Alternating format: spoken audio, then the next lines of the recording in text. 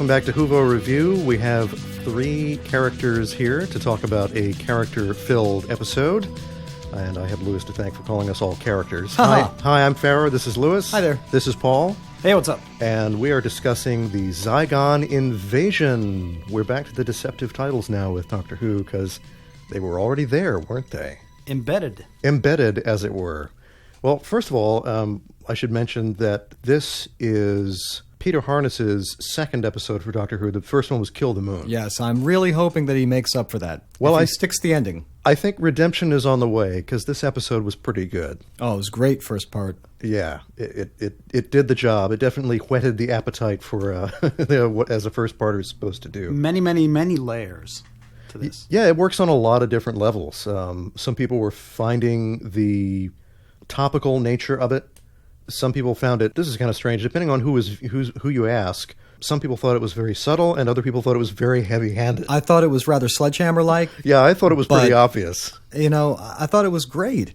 Doctor Who almost never does this, and it's something that was a hallmark of things that I grew up watching, like Star Trek, the original Star Trek. Yeah. And for Doctor Who to do it so adroitly, I thought was great. Absolutely. There's a great tradition in better science fiction where present issues are discussed and approached in different ways, and perhaps in an angle, or simply just commented upon, and the audience is made to think about it.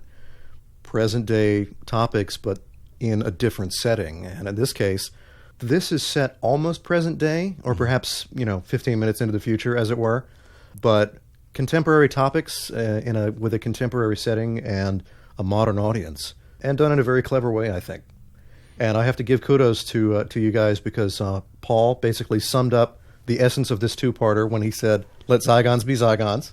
Wow. Yeah. Yeah, that informed this entire episode. Yeah. Well, the other thing, too, though, was that interesting little speech at the beginning from Osgood saying, not all alien races are evil, and not every member of a race is evil. There's good people and bad people. Fascinating. We never get that in Doctor Who either. Especially considering the last couple of villains we've seen. Right.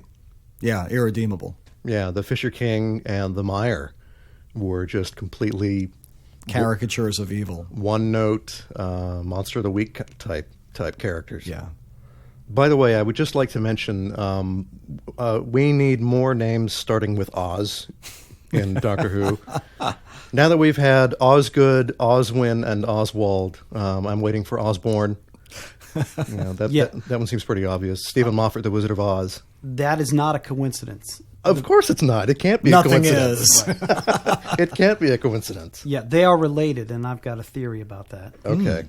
First, let's get to the theory of a lot of people were complaining online about the scene with the unit soldiers outside the church. But there's a theory about that. Mm-hmm. They weren't just really dumb soldiers. The best theory that I've seen to explain this was that the unit soldiers that we saw were not unit soldiers. They were Zygons who are loyal to those who are in charge and signed the peace treaty. Ooh. And so they went inside, and what we actually saw in there, the little electric tribble things on the ground, were actually the rebels who had actually been destroyed by the loyal Zygons, who were the unit soldiers who went in. We just didn't see it. Interesting. Hello. Do you want to? No, you can if you... Should we do it together? I got another spin on that. I think those unit soldiers were representative of modern-day soldiers and what they are faced on a daily basis. They don't know who their enemy is anymore. I mean, this is very political. But they have to make a decision in an instant, and we saw something that played out over several minutes. But they have to make a decision in an instant on whether or not someone who appears to be a civilian is actually an enemy. And sometimes they make the decision to put themselves in harm's way versus putting the others in harm's way. Yeah, but actual training, if you're in a hostage situation and you don't know who is who, actually the procedure for that is to detain everyone, right, and then figure it out later. I'm beginning to see why the United Nations wanted to distance itself from UNIT. They have completely different protocol in the Doctor Who universe. Soldiers behave differently in Doctor Who. But, of course, there's another reason why the UNIT soldiers didn't fire, and that's because this is a family show, and we didn't want a bloodbath on the steps of the church. But I'm sure that that's all going to be explained in the second part. Yeah, the very fact that they were able to get the tension up that high just with the music and the acting, even knowing that it was a family show, I was on the edge of my seat. It was a great scene. I thought the scene played out a little long for me, but fortunately, as you said, the music, the underscoring actually carried it. Yeah. Yeah. Any race is capable of the best and the worst. Every race is peaceful and warlike, good and evil. Speaking of theories, what's in the box? Yeah. It's probably that the pathogen, right? That's what I was thinking. I mean, what else could it be? Well, I was thinking it could be like Time Lord nesting dolls, where inside the box is a slightly larger box. And then inside that is a slightly larger box. Could be a tiny little zero cabinet. Yeah, I agree that it's probably that Harry Sullivan pathogen or whatever it is. And that's where we get the title of the next episode, which was the Zygon inversion. Mm-hmm. They said that it's going to turn the Zygons inside out. I'm waiting for a little linguistic trickery. I think what it's going to do is it's going to turn the Zygons inside out. It's going to alter the Zygon DNA so that they can no longer mimic humans, and they will stay in their Zygon form. I hope it's not something ridiculous and unbelievable, like it's going to simply flip every human in Zygon opposite. No, I don't think so, because if you think about where that could go, I think where this episode is going with the tone of it, you know, with the whole Outsiders Among Us thing, the kind of alienation thing. I think where it's going is if they release that pathogen and people who we thought were human were revealed to be Zygons, we see that there are good Zygons because, hey, my friend just turned out to be a Zygon. Well, he's still my friend. Mm-hmm. And so we're going to see the resolution of what Osgood said earlier, which was not all Zygons are extremists. Not all of them are evil and trying to take over the world. Some of them just want to live among us peacefully. And I think that's where we might go, if that is indeed what that pathogen does. Now, that's just a theory, and I'm not too sure how that's going to play out. But I think that would be a very Doctor Who type ending, if you ask me. I think what we've seen at the top layer, there's a whole bunch going on in this episode. I think the character of Bonnie, there's been a couple of theories floating around that now we know who that second hand was that was coming out of the painting in Day of the Doctor. Yeah. In the Black Archives. So what happened in the 50th anniversary of the Black Archives? That everyone's Zygon and human temporarily, or in Osgood's case, seems permanently, didn't know whether they were Zygon or human. So what if we had, all the way back to that point, a Clara and a Clara Zygon? And what if at the end of that, neither one of them knew which one was Clara and which one was a Zygon? What if the Doctor's been traveling with this a entire Zygon time? imposter. But better than that, not like just a it. Zygon imposter, a Zygon who thinks and acts as if it's Clara, and Clara stayed behind, who thinks and acts like she's a Zygon. What if the Zygon was recently captured and put in that stasis pod? Yeah, I think they would pick up on the fact, though. What if Clara is the one, the physical Clara, but who thinks she's a Zygon, is the one who's about to try to take out the Doctor? I think the only problem with that is that if you put a Zygon in a pod, whatever technology they have that will monitor the creature's vital signs and do the carbon copying of that creature would probably reveal that that's not a human. But then again, they don't really explain how it works. So They don't explain how it works. Many times the Doctor in the 50th had absolutely no idea who Zygons and humans were.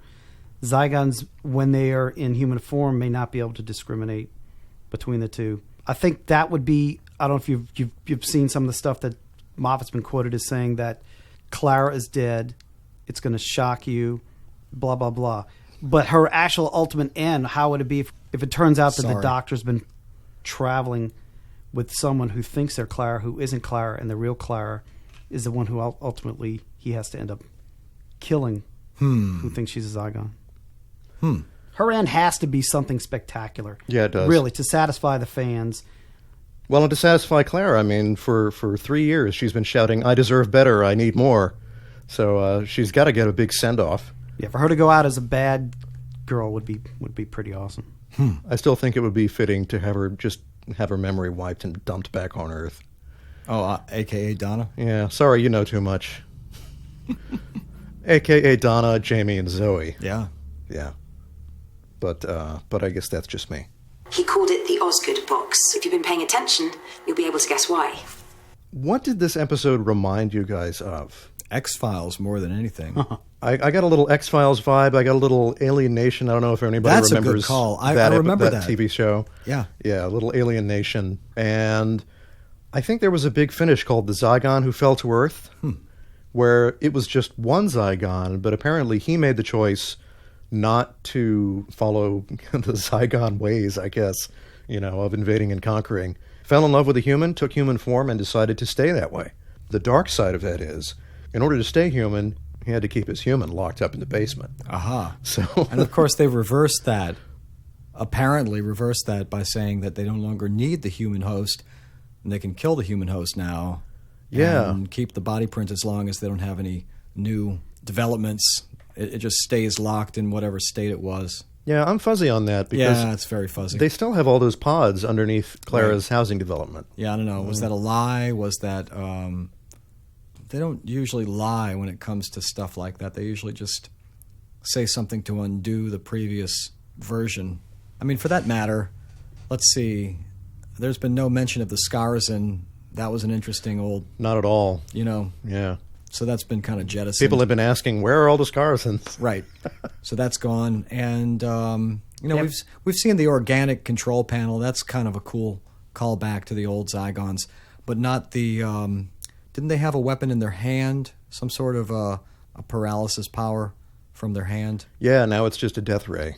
They seem to have simplified the Zygon characters a little bit, but still kept them both scary looking and Yeah, at least they look nefarious. like themselves. Right. They're not completely flipped like the Silurians, where that really wasn't the Silurians anymore. Not as we knew them now. No. Yeah, they just slightly tweaked the costumes so that you couldn't see the seams. I mean, they really just tightened it up a little bit. The old costume was brilliant. Yeah.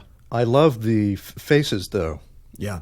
How well they've integrated the makeup onto the actors' faces. Oh, it's fantastic. I don't know if there's a little CGI tweaking there, but, you can see things moving around the eyes and nose and mouth when they speak. I think they did a fantastic job with that. Whenever we saw the close-up of the Zygon speaking, I was like, man, that is convincing. That looks so good. So menacing. Yeah. And Nick Briggs is doing their voices, and he tweeted something that he just saw the credits roll by, but he didn't see his name. So apologies if I missed it. I didn't realize he was doing all their voices? Apparently so, yeah. Wow. Oh, those poor actors. Yeah. I know. They're having their voices dubbed. Good Lord. Must feel like Natalie Wood. I'm dating myself now. Hi, this is Clara Oswald. I'm probably on the tube or in outer space. Leave a message. One of the things I liked about this episode was the fact that it feels more like an ensemble cast, even though a lot of the people we're seeing are supporting characters. It's not just the Doctor and Clara now. I tell you what, too, it felt like a proper Unit episode. Yeah. I really liked that. Mm-hmm. It didn't seem like Unit was just grafted on there just to pay lip service. They were actually doing something this time that was effective, Yeah, and with a couple of exceptions, I thought all of the Unit scenes were pretty good. The main problem that I had with the Unit scenes was actually not the church scene, but when Kate Stewart goes into Truth or Consequences, New Mexico, to where everything happened, alone, with no cover. Waving a gun out in the middle of the street. Yeah, that was really adroit. Great job.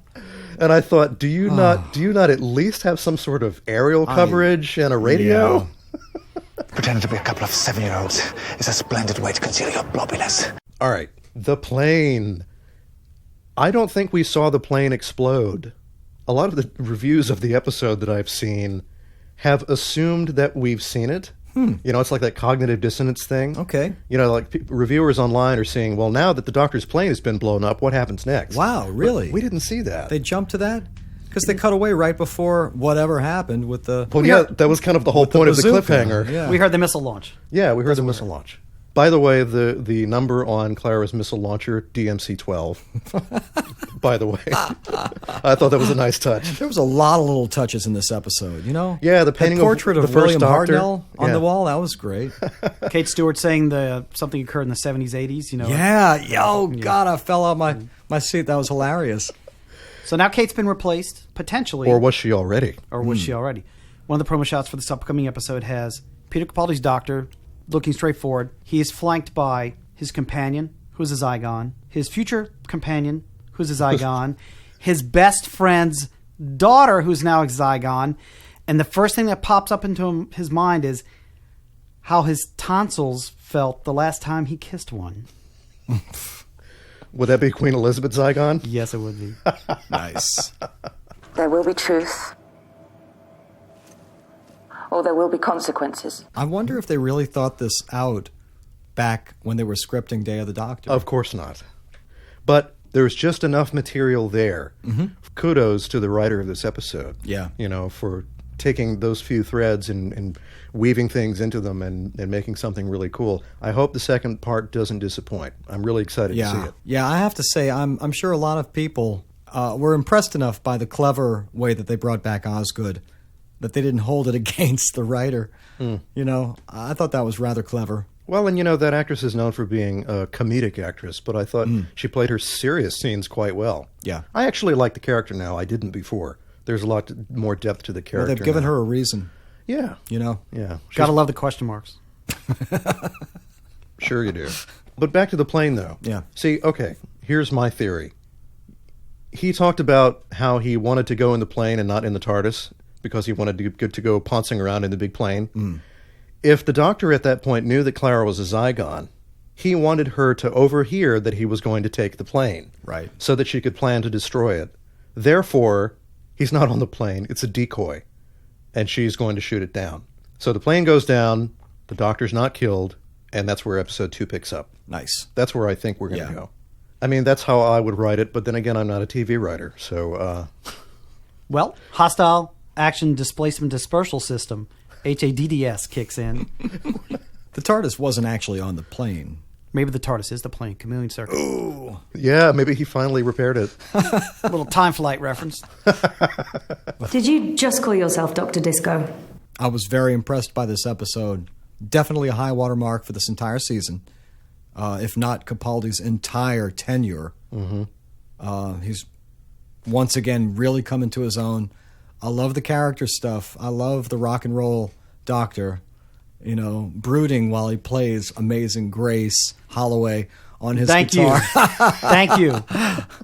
That is definitely a callback to Grace. Brilliant. The thing is, there was hardly anybody will know this, but anyone who followed the Doctor Who comics during the wonder, what do we call that? The Wilderness Years. There was a Doctor Who comic in which Grace Holloway's character had taken when the Doctor said, "You will do great things," thought that she would, she took it a bit too far. She took the remnants of the genetic material that had been sprayed onto her by the Master and tried to make a Time Lord human hybrid. So that was a very bizarre loose link back to that. So, and it was Holloway and Halloween. So there you go. Yeah, lots of hybrids in this season. A lot of hybrids. We're not going with the whole 1996 the Doctor is half human thing, are we? I don't think so. Okay, good. I think that's been dropped forever. But that's what this is hope. that's what this is kind of alluding to. Wow. And let's hope the Eye of Harmony is not part of the TARDIS. Oh, I hate to say this, but they called back to that in Journey to the Heart of the TARDIS. Yes, they did. Oh, they did? Worst episodes Oh. of that season. Well, perhaps that's just excised from... It's not in my head canon, that's for sure. It's certainly not in mine. I hate that. Ugh. You left us with an impossible situation, Doctor. Yes, I know. It's called peace. You were talking about how the Doctor's coming into his own and he's Yeah. really enjoying being the rock and roll Doctor thing. One of the things that I like about this Doctor as opposed to Matt Smith's Doctor is that he's enjoying himself. He's doing the hoodie thing and the sunglasses thing, but he's not walking around saying, "I wear Sonic sunglasses now. Sonic sunglasses are cool." Right. Right. He just does it. He's basically like, deal with it. Yeah, he doesn't care. He doesn't have to tell you it's cool. He's just going to do it no matter what. Right. He doesn't need acceptance, and he doesn't need to explain himself. No, he's rather punk, isn't he? Yeah. He's got attitude. He backs it up. He knows what his mission is, and he takes authority. And I really like that about this Doctor. He's our post-punk Doctor. Yes. I think it definitely works. And Osgood wears Sonic sunglasses in the next episode, so she will have cemented it into the fandom. So there you go. So does that mean that Capaldi is Jake and she's Elwood? Osgood rhymes with Elwood.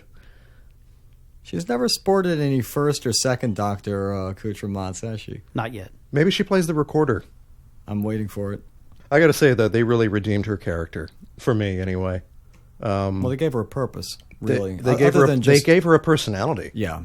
Her function before was just comic relief and cannon fodder for exactly. for the Master. Just unit functionary who you sympathize with because she's wearing the same stuff that you bought at the con.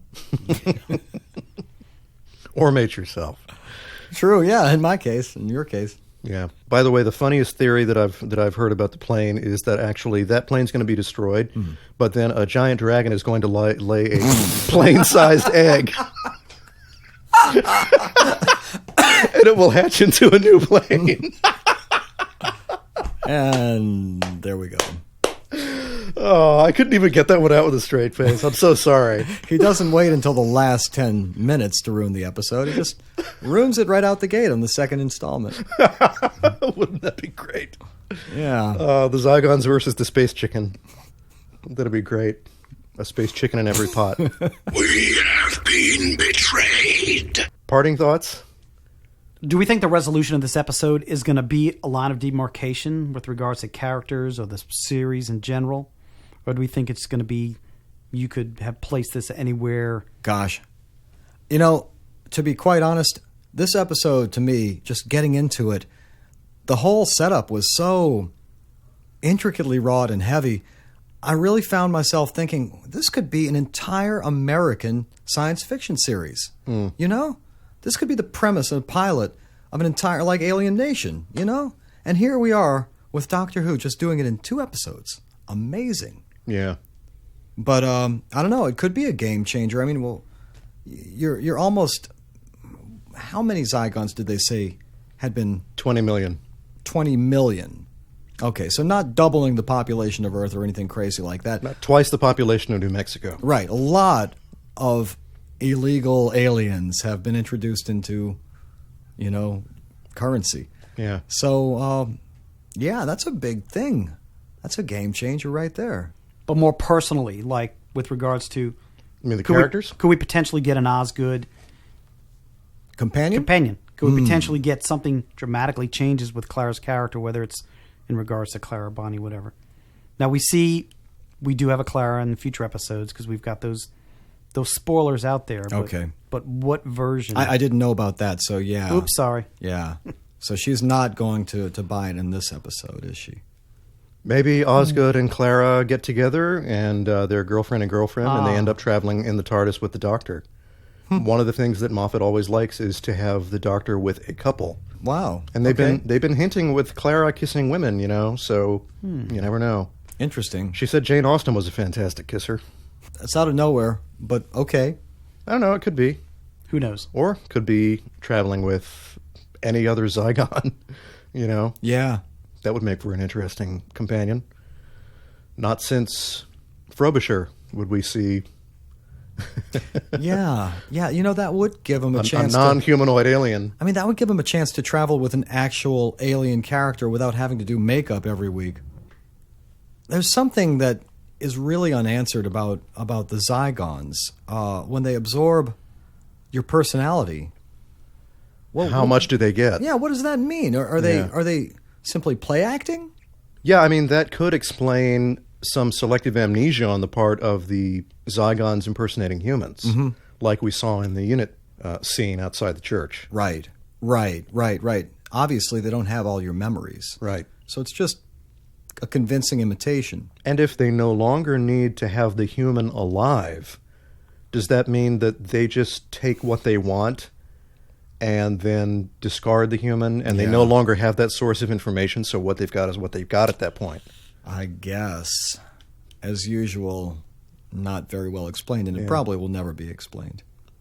It's good to have some kind of some things to sketch in later, I think. Yeah. If they really do plan on having the Zygons as a recurring race, I think it's good that they don't have every I dotted and T crossed. Yeah. You know, there's always something to be filled in later. Otherwise, the fans are going to come, and with the next appearance of the Zygons and say, well, that doesn't fit in with what they said the Zygons were in the last episode 2 years ago. Yeah, exactly. So, in order to avoid stuff like that. Plots can be rewritten. Hey, at the same time, too, they've got to keep a little bit of the original intent. Or else, basically, why not simply have the gangers back for this episode? They could have done that just as well, and it wouldn't have made much difference, really. True. Other than not as cool looking. I think maybe the purpose is going to be fleshed out in the second episode. And then maybe we'll see the Crawl come back and make unconvincing android replicas of everybody. Nice. Yeah, maybe Chameleon will be the next. Wow, there's been quite a tradition of ripped off copies of people in Doctor Who, haven't there? Yeah. Android Invasion, Androids of Tara. The Faceless Ones. Second Doctor story. Okay, yeah. Yeah. More aliens masquerading, actually manufacturing human doubles. Yeah, that would have been the first time they ever did it, too, right? Yeah, I think so. Cool. Ironically, a story that's mostly missing. Yeah. But Good catch, though. A good thing to do in a science fiction series, especially one where you're commenting on current events, the fear of aliens among us. Another thing that this was like was the Body Snatchers. It was as much like that as it was like Alien Nation. What's the Fifth Doctor episode that was Tegan's exit? Daleks, Resurrection right? of the Daleks? Resurrection of the Daleks. Yep. Yeah. There's a replicant in there who redeems himself. Oh, is that the I can't stand the confusion in my mind guy? Yeah. Yeah. So, they like deceptive doubles in Doctor Who. Yeah. And I can't say I blame them. I mean, it's a great storytelling device, and it's a great way to, well, first of all, stretch your budget with the actors, Right. and also to get the audience really scratching On their the heads. edge. Yeah. Yeah, it's a good Yeah, device. it ratchets up the tension when you don't know who your friends and your enemies are. And if it's done well, like it was in this episode, you can keep bringing that concept back. They even had humans that were Daleks and didn't look like Daleks until the thing sprouted out of their heads. You're right. Yeah, that kind of counts too. Yeah.